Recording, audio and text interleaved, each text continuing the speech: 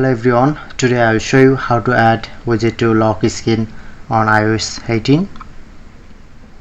So open settings, to scroll down, go to wallpaper section, click on to customize, and then showing it to this dashboard, click on to add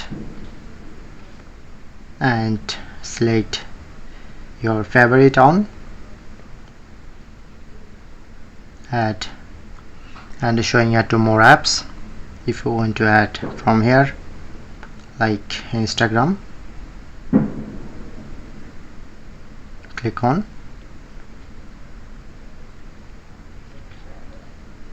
add this, and another, click on to add time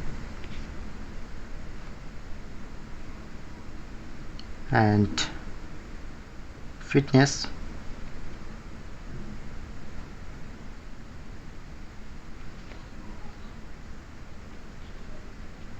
okay.